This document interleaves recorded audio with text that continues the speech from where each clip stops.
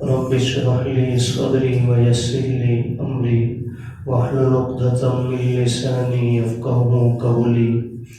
رب زدني علما وارزقني عملا سبحانك لا علم لنا إلا ما علمتنا إنك أنت العليم الحكيم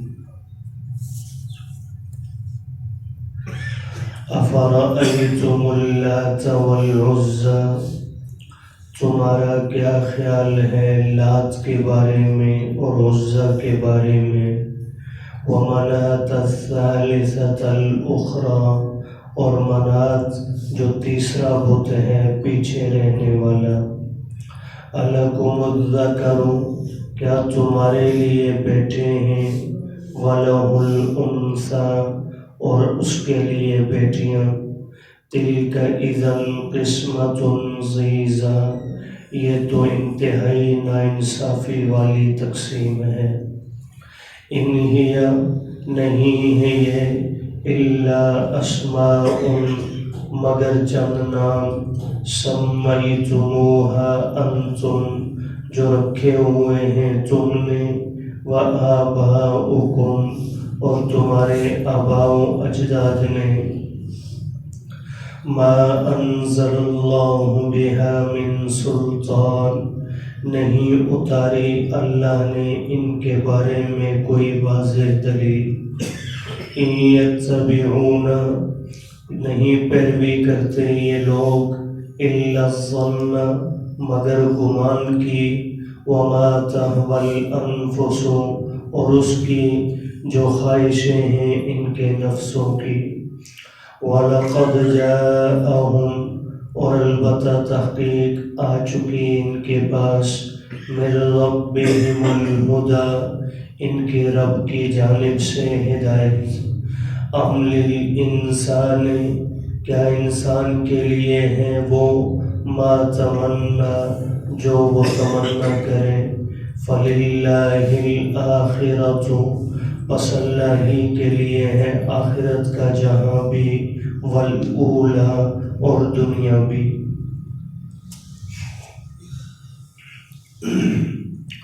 سورہ نجم کی ابتدا میں اللہ پاک نے قسم اٹھا کر اپنے پیارے حبیب صلی اللہ علیہ وسلم پر مشرکین مکہ کی جانب سے کیے جانے والے اعتراضات کا جواب ارشاد فرمایا وہ بڑی برائی اللہ کی ذات کے ساتھ کسی کو شریک ٹھہرانا ہے جس کا ذکر آج کی آیات میں آ رہا ہے لیکن اللہ نے پہلی آیات میں نبی کریم صلی اللہ علیہ وسلم کی شان اقدس میں جو ان کے اعتراضات یا گستاخیاں تھی اللہ نے ان کا جواب پہلے ارشاد فرمایا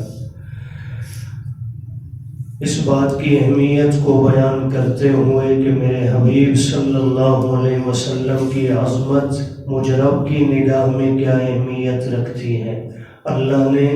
اپنے ساتھ شریک ٹھہرانے والوں کے اس جرم کا ذکر بعد میں کیا لیکن انہی مشرکین مکہ کی گستاخیوں کا ذکر پہلے فرما کر ان کا جواب بھی ارشاد فرمایا تو اس سے قبل کی آیات میں حضور علیہ السلام کی شان مبارکہ موجود تھی آج کی زیر 10 آیات کے اندر اللہ پاک نے مشرکین مکہ کی مذمت بیان فرمائی ہے 3 طرح کے پیرایوں کے اندر شرک کی کئی قسمیں ہیں اگرچہ انتہا ان شرک جا کر ایک ہی ہو جاتا ہے کہ اللہ کی ذات اور اللہ کی صفات میں کسی بھی غیر کو اللہ کا شریک بنانا یہ انتہا ہے شرک کی لیکن ابتداءً شرک کی کئی قسمیں ہیں جن میں سے اللہ نے 3 صورتوں کو یہاں آج کی آیات میں بیان فرمایا ایک صورت یہ ہے کہ آپ کسی بھی غیر اللہ کو اللہ کا شریک بنا لیں چاہے وہ زندوں میں سے ہو چاہے وہ مردوں میں سے ہو چاہے وہ جانداروں میں سے ہو چاہے وہ بے جان میں سے ہو کسی بھی غیر اللہ کو اس میں اللہ کے انبیاء بھی غیر میں ہیں اللہ کے فرشتے بھی غیر میں ہیں ساری مخلوقات غیر ہے اللہ نہیں تو اللہ کے کسی بھی غیر کو اللہ کے ساتھ شریک ٹھہرانا یہ ایک قسم ہے شرک کی۔ اللہ نے پہلی آیات کے اندر 2 آیتوں میں اسی کا ذکر فرمایا۔ مشرکین مکہ نے چونکہ جہاں اور بہت سارے بت بنا رکھے تھے، لیکن 3 بت اس زمانہ کے اندر مشرکین مکہ کے سب سے زیادہ اہمیت رکھتے تھے، جن کا ذکر اللہ نے ان آیات میں فرمایا۔ ایک لات، دوسرا عزا اور تیسرا منات۔ یہ 3 بت تھے جن کی بہت زیادہ اہمیت تھی ان کی نظر میں۔ تاریخی حوالہ سے جو روایات کے اندر ان کا ذکر ملتا ہے، فرمایا جو لات بت تھا یہ طائف کی بستی میں موجود تھا۔ اس کے علاوہ بھی روایتیں موجود ہیں، لیکن مفسرین نے جس کو راجح قرار دیا وہ یہی ہے کہ لات نامی بت یہ طائف کی بستی کے اندر موجود تھا، اور در حقیقت یہ لات ایک شخص تھا جو بڑا ہی رحم دل اور ہمدرد انسان تھا۔ اس کو اللہ نے بکریاں دے رکھی تھی۔ اس کے گھر کے قریب سے جب کسی کا گزر ہوتا تو یہ ان کا دودھ بھی پیش کرتا، حریرہ بنا کر انہیں کھلاتا اور ستو گھول کر انہیں پلاتا۔ تو یہ خدمت کرنے والا ایک انسان تھا، اور صلح جو اور دوسروں کے درمیان صلح کروانے والا انسان تھا۔ ہر ایک کی ہمدردی اس کے اندر تھی، تو لوگوں کے دل میں اس کی محبت بیٹھ گئی۔ ایک دن وقت پورا ہوا، یہ دنیا سے چلا گیا، انتقال ہوا اس کا، تو ایک عقیدت مند نے آ کر اس کی متعلق یہ جو ہے خبر پھیلا دی کہ لات دنیا سے گیا نہیں، بلکہ یہ سامنے جو پتھر پڑا ہے اس پتھر کے اندر وہ حلول کر گیا ہے، اس کے اندر چھپ گیا ہے۔ تو لہٰذا ہم جس طرح پہلے اس کی عقیدت کرتے تھے، اب بھی یہ پتھر کے اندر موجود ہے، ہمیں اس کی عقیدت دل میں رکھنی چاہیے اور اس کے سامنے تعظیماً ہمیں جھکنا چاہیے۔ یہ ابتدا میں ان کی نظر عبادت کی نہیں تھی، یاد رہے، ابتدا میں نظر صرف اس کی عظمت سامنے رکھ کر تعظیم کرنے کی تھی۔ جیسے ہمارے ہاں بھی مسئلہ کے لحاظ سے ایک بات ذہن میں رکھ لیں، کسی بڑے کو جھک کر سلام کرنا جائز نہیں ہے۔ کھڑے ہو کر عاجزی آپ کے دل کے اندر ہونی چاہیے، کسی کا احترام یہاں ہونا چاہیے۔ جو جھکنے کا حکم ہے، چاہے وہ آدھا جھکنا ہو رکوع میں یا پورا جھکنا ہو سجدہ میں، یہ عبادت کی شکل ہے، اور عبادتیں ساری صرف کس کے لیے ہیں جی؟ اللہ کے لیے، کسی اور کے لیے۔ اس لیے فرمایا کسی اپنے بڑے کو، نہ اولاد ماں باپ کو، نہ ہی جناب کوئی شاگرد اپنے استاد کو، اور نہ ہی کوئی مرید اپنے پیر کو جھک کر سلام نہیں کر سکتا۔ اس سے جو ہے نبی کریم صلی اللہ علیہ وسلم نے منع فرمایا۔ حضرت سعد رضی اللہ تعالیٰ انصار کے امیر تھے۔ ایک دن آپ علیہ السلام تشریف فرما تھے، حضرت سعد بھی کچھ انصاری صحابہ بھی موجود تھے، اتنے میں حضرت سعد کہیں سے تشریف لائے۔ جب دور سے آنے لگے تو حضور علیہ السلام نے قوم سے فرمایا کھڑے ہو جاؤ اپنے امیر کے احترام میں، کھڑے ہونے کی اجازت ارشاد فرما دی۔ لیکن جب انہی لوگوں کو اللہ کے محبوب نے دیکھا قدرے جھک کر سلام فرمانے، فرمایا یہ روا نہیں، یہ میرے رب کا حق ہے، کسی اور کو دینے کی اجازت نہیں۔ تو اس لیے جھکنا جو ہے یہ قطعاً جائز نہیں۔ تو اس قوم نے ابتدا میں لات کی تعظیم شروع کی، عبادت نہیں، لیکن وہ تعظیم آہستہ آہستہ عبادت کی شکل اختیار کر گئی، اور ان کی آنے والی نسلیں اسی کو اپنا معبود بنا بیٹھی۔ اس لیے فرمایا بڑوں کو چاہیے کوئی بھی قدم اٹھاتے ہوئے یہ نہیں کہ اس میں حرج کیا ہے، دیکھیں جی ہم نے دعا کر لی، یہ اس موقع پہ فلاں کام کر لیا، کیا حرج ہے اس میں؟ دیکھیں جو کام اللہ کی مشیت نہیں، حضور علیہ السلام کا طریقہ نہیں، وہ کام مت کریں۔ آج آپ کو تو مسئلہ پتا ہے، چلیں آپ تھوڑی سی گنجائش رکھ کے کر رہے، آپ کی اولادیں اسے دین سمجھ کر کریں گی اور گمراہ ہو جائیں گی۔ اس لیے کبھی بھی اس طرح کا راستہ اختیار نہ کریں۔ تو بہرحال یہ لات نامی شخص جب فوت ہوا تو ایک عقیدت مند نے یہ کہہ دیا کہ یہ پتھر میں چلا گیا ہے، لہذا پتھر کے آگے آ کر جھکا کرو، اور یوں اس کی عبادت شروع ہو گئی۔ پھر جب مدینہ پاک میں آپ علیہ السلام ہجرت فرما کر تشریف لے گئے تو ایک دن طائف کا ایک وفد آپ کے پاس آیا ہے اسلام قبول کرنے کے لیے۔ اب یہ تعظیم جب بیٹھ جاتی ہے اسے نکالنا بڑا مشکل ہوتا ہے، آپ اس کا اندازہ اس بات سے لگائیں، یہ طائف سے لوگ آئے، حضور کے پاس آ کر کلمہ پڑھا، صحابیت کو اختیار کیا، اسلام کو قبول کر لیا، لیکن اس کے باوجود حضور سے کہنے لگے اللہ کے رسول 3 سال تک کے لیے ہمیں گنجائش دے دیں، ہم اس لات نامی پتھر کو وہاں پہ رکھنا چاہتے ہیں۔ ادھر مان بھی لیا لا الہ الا اللہ، اللہ کے سوا کوئی نہیں، لیکن اتنی محبت اس پتھر کی دل میں بیٹھ چکی ہے کہ حضور سے اجازت مانگ رہے ہیں، اللہ کے رسول ہمیں اجازت دے دے 3 سال تک یہ پتھر یہاں ہی پڑا رہے، ہمیں بڑا اچھا لگتا ہے۔ حضور نے فرمایا اب اس کی دین میں اجازت نہیں ہے۔ حضور نے 2 صحابیوں کی، حضرت ابو سفیان بن حرب اور ان کے ساتھ ایک اور صحابی کی ڈیوٹی لگائی، فرمایا ابھی جاؤ اور جا کر اس پتھر کو توڑ کر چکنا چور کر دو۔ تو بتوں کو مسمار کرنا یہ حضور کی سنت ہے۔ تو بہرحال یہ پہلا بت تھا لات، یہ طائف کے اندر موجود تھا۔ دوسرا بت والعزیٰ، عزیٰ کے متعلق تاریخی حوالہ سے ایک روایت یہ ملتی ہے جسے علامہ قرطبی نے تفسیر قرطبی میں نقل کیا، فرمایا یہ سفید قسم کا ایک پتھر تھا اور یہ بطن نخلا کے اندر، وادی بطن نخلا کے اندر یہ موجود تھا۔ لیکن دوسری روایت جو مفسر قرآن حضرت عبداللہ بن عباس رضی اللہ عنہما سے مروی ہے، وہ فرماتے ہیں کہ عزیٰ کوئی پتھر نہیں بلکہ عزیٰ ایک جنی تھی، شیطان، اور یہ وادی بطن نخلا کے اندر 3 جو ہے بیری کے درخت تھے، ببول کے یا بیری کے درخت تھے، ان درختوں کے پاس یہ جنی آیا کرتی تھی۔ اب ظاہر بات ہے جن انسانوں کو نظر تو نہیں آتا، اب یہ لوگ جاتے اور جا کر ان درختوں کے نیچے کبھی ان کے اوپر کوئی کپڑا باندھ دیا، کبھی نیچے بیٹھ کر کوئی دعا مانگی، اب ادھر یہ دعا مانگتے، وہ جنی وہاں بیٹھی ہوتی جو انہیں نظر نہ آتی، یہ ادھر مانگتے، وہ ان کو جواب دیتی، یہ سمجھتے کہ یہ درخت ہمارے بت جو ہے یہ ہمارے معبود ہیں، یہ ہماری باتوں کا جواب دے رہے ہیں۔ آہستہ آہستہ وہاں پر جھنڈے مزید لگنا شروع ہوئے اور وہ ایک عبادت گاہ بن گئی، ایک مزار بن گیا۔ یہ ایسے ہی بنتے ہیں۔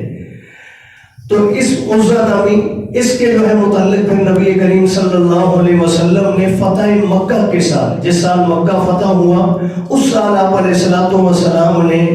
150 صحابہ، بلکہ اس کے متعلق حضرت خالد بن ولید رضی اللہ عنہ کو حکم جاری فرمایا۔ حضرت خالد بن ولید کو فرمایا جاؤ وادی بطن نخلا کے اندر اور وہاں جا کر 3 ببول کے درخت ہیں، ایک درخت کاٹ کر واپس آ جاؤ جو پہلے نمبر پر ہے۔ حضرت خالد گئے، جا کر ایک درخت کو کاٹا اور واپس آ گئے۔ حضور نے پوچھا خالد کچھ دیکھا تم نے؟ یا رسول اللہ میں نے تو کچھ نہیں دیکھا۔ فرمایا اچھا جاؤ دوسرا کاٹ کے آ جاؤ۔ دوسرا کاٹ کے واپس آئے، پھر سوال فرمایا کچھ دیکھا؟ فرمایا آقا کچھ نظر نہیں آیا۔ فرمایا اچھا جاؤ تیسرا کاٹ آؤ۔ تیسرا درخت جب کاٹا انہوں نے تو انہوں نے دیکھا کہ ایک حبشی رنگ کی، کالے رنگ میں جو ہے ایک خاتون موجود ہے، بال کھلے ہیں اور ایک روایت یہ ہے کہ جسم سے ننگی ہے، بیٹھی ہوئی ہے، سر پہ اپنے مٹی ڈال رہی ہے اور اس کے پیچھے ایک چیلا کھڑا ہے۔ یہ گرو جہاں ہوتا ہے چیلا اس کے ساتھ ہی موجود ہوتا ہے، پیچھے کھڑا ہوا ہے۔ حضرت خالد بن ولید نے وہی تلوار جو درختوں کے کاٹنے میں استعمال کی، وہی آلہ اٹھایا اور اس عورت کے سر پہ بھی مارا اور اس چیلے کے سر پہ بھی مارا اور دونوں کو واصل جہنم کر دیا۔ اب حضور کے پاس آئے آقا وہاں تو میں نے یہ منظر دیکھا۔ حضور نے فرمایا اصل مسئلہ ہی یہی تھا، ان درختوں میں کچھ نہیں تھا، یہ جنی چھپی ہوئی تھی، اللہ نے جو تجھے دکھا دی ہے اور تیرے ہاتھوں سے اس کا کام تمام کر دیا ہے، آج کے بعد عزیٰ کی عبادت کوئی نہیں کرے گا۔ اس طرح عزیٰ کا بھی وجود ختم۔ تیسرا بت جو تھا یہ منات نامی، یہ بت قدید ایک علاقہ ہے مکہ اور مدینہ کے بالکل درمیان کے اندر، یہ پڑتا ہے راستے کے اندر۔ اس کے قریب ساحل سمندر پر یہ بت رکھا ہوا تھا اور اس کے زیادہ تر پجاری مدینہ کے قبائل تھے، بنو خزاعہ وغیرہ اس قسم کے لوگ جو ہیں، یہ جب حج پر جاتے، اب جب بت مات ماری جاتی ہے انسان کی تو پھر ایسے ہی عمل کرتا ہے۔ اب پہلے جاتے یہ حج کرنے کے لیے بیت اللہ میں، وہاں طواف کرتے، صفا اور مروہ کی سعی کرتے، وہاں دعائیں مانگتے، حالانکہ وہاں جا کر جو بھی دعا مانگی، میرا تو ایمان ہے کوئی کافر بھی اللہ اگر اسے وہاں لے جائے مانگے تو کوئی دعا رد نہیں ہوگی، مومن تو مومن ہے۔ تو تو وہاں یہ بدبخت جاتے، وہاں بھی دعائیں کرتے، لیکن اس کے باوجود ان کے دل کو تسلی نہ ہوتی، واپس آتے ہوئے راستے میں منات کے قدموں میں جا کر جھکتے اور پھر دعائیں مانگتے، یعنی اس رب نے پوری نہیں کرنی، یہ منات پوری کرے گا۔ تو بہرحال یہ بت بھی جو ہے، اس کے متعلق نبی کریم صلی اللہ علیہ وسلم نے کچھ صحابہ کو 150 کی تعداد جس میں آتی ہے، فرمایا ان کو روانہ فرمایا کہ جاؤ ایک مہم پر اور راستے میں تمہیں منات ملے گا، اسے اٹھا کر اسے توڑ کر چکنا چور کر دو۔ تو یوں تیسرا بت بھی آپ علیہ السلام نے ختم فرما دیا۔ اس کے علاوہ بھی ان کے کئی بتوں کا ذکر ملتا ہے، جیسے حبل نامی ایک بت ہے۔ غزوہ احد کے موقع پر جب ایک اجتہادی خطا کی بنیاد پر مسلمانوں کو ظاہراً شکست ہوئی، تو اس وقت ابو سفیان انہوں نے اسلام قبول نہیں کیا تھا، تو انہوں نے اس وقت کہا اولو حبل، بلند ہو جا آج حبل، آج تیری شان بڑھ گئی ہے، مسلمان آج زیر ہو گئے ہیں۔ تو حضور علیہ السلام نے صحابہ سے فرمایا اس کے جواب میں کہو اللہ اعلی و اجل، حبل بلند نہیں ہوا بلکہ میرا رب سب سے بلند ہے۔ پھر اس نے کہا لنا عزا ولا عزا لکم، اے مسلمانوں ہمارے پاس تو عزا جیسا بت موجود ہے، تمہارے پاس تو کچھ بھی نہیں۔ تو حضور نے فرمایا اسے جواب میں کہو لنا مولا ولا مولا لکم، ہمارے پاس وہ رب ہمارا آقا موجود ہے جو تمہارے پاس نہیں ہے۔ تو بہرحال حبل اور اس کے علاوہ کچھ اور بتوں کا بھی تاریخ میں ذکر ملتا ہے۔ یہاں اللہ نے 3 کی مذمت بیان فرمائی، تو فرمایا افرأیتم اللات، کیا تمہارا خیال ہے لات کے بارے میں، والعزا اور عزا کے بارے میں، ومنات اور منات کے بارے میں، الثالثہ جو تیسرا بت ہے، الاخرى جو ان دو سے قدر فاصلے پر پیچھے پڑا ہے۔ یہ تو ان کے شرک کی ایک صورت تھی۔ اب آگے اللہ نے ان کے شرک کی ایک دوسری صورت بیان فرمائی، اور وہ یہ ہے کہ اللہ کے لیے حسب و نسب کو ثابت کرنا، اللہ کے لیے ماں باپ، اللہ کے لیے اولاد، رشتہ ثابت کرنا اللہ کی ذات کے بارے میں، یہ بھی شرک ہے۔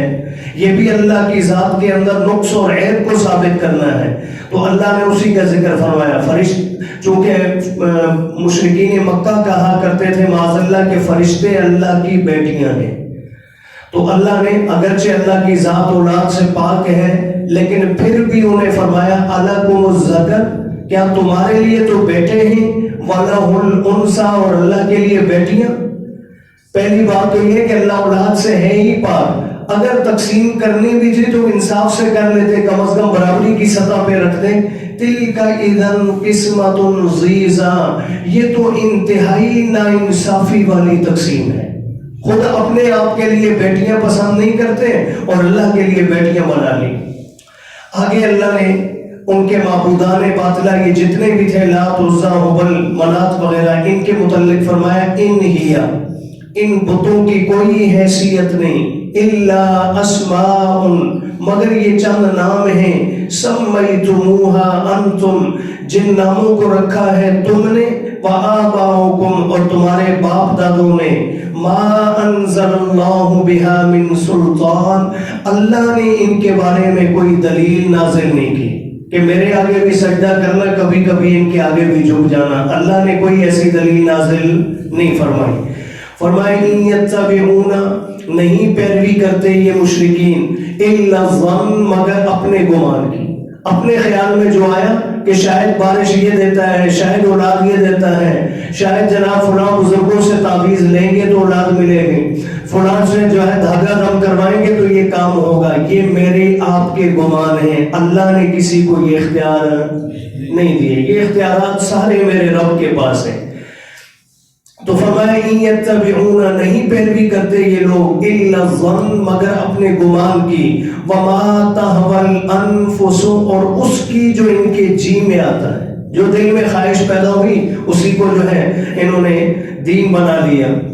حالانکہ فرمایا وَلَقَدْ جَاءَهُم مِّن رَّبِّهِمُ الْهُدَىٰ، حالانکہ تحقیق آ چکی ان کے پاس ان کے رب کی طرف سے ہدایت۔ مفسرین نے لکھا ہے یہاں ہدایت سے مراد حضور علیہ السلام کا وجود مسعود اور قرآن مجید ہے، کہ اللہ نے پیغمبر بھی ان کے پاس بھیج دیا اور قرآن بھی ان کے نبی پر نازل کر دی، لیکن اس کے باوجود یہ گمراہی میں پڑے ہیں۔ آگے اللہ نے ان دو آیات کے اندر تیسری قسم ان کے شرک کی بیان فرمائی ہے، اور یہ کیا ہے؟ یہ جتنے بھی مشرکین ہیں، یہ جن کی پوجا کرتے ہیں، اللہ سب کو ہدایت عطا فرمائے، ان کی ایک سوچ ہے، اگر کبھی ان سے کہیں کہ اللہ تو تمہیں نہیں چھوڑیں گے، معاف نہیں کریں گے، اللہ نے تو قرآن میں کہا ان اللہ لا یغفر ان یشرک بہ ویغفر ما دون ذلک لمن یشاء، تو یہ جواب میں کیا کہتے ہیں؟ ہمارے حضرت ہمیں بچا لیں گے، ہمارے حضرت۔ یہ حضور کے متعلق بھی یہ سوچ ہے بعض لوگوں کی کہ اللہ جسے پکڑیں گے حضور اسے چھڑا دیں گے۔ اسی طرح جو ہے ولیوں سے متعلق بھی یہ سوچ ہے، معبودان باطلہ سے متعلق بھی یہ سوچ ہے لوگوں کی۔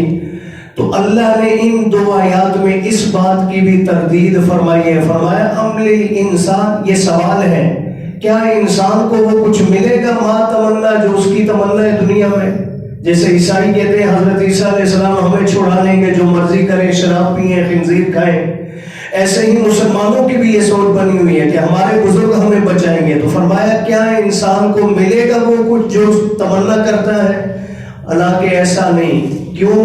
اس لیے کہ اللہ نے اختیارات اپنے پاس رکھے ہیں، کسی اور کو نہیں دیے۔ فَلِلَّهِ الْآخِرَةُ، پس اللہ ہی کی ہے آخرت بھی، وَالْأُولَى، اور دنیا میں بھی۔ ہاں اسے منا لیا تو وہ جسے اختیار دے دے گا تو پھر وہ سفارش کر سکے گا، اس کی مرضی کے بغیر کوئی نبی کوئی ولی سفارش بھی نہیں کر سکتا۔ اللہ دین کی سمجھ اور عمل کی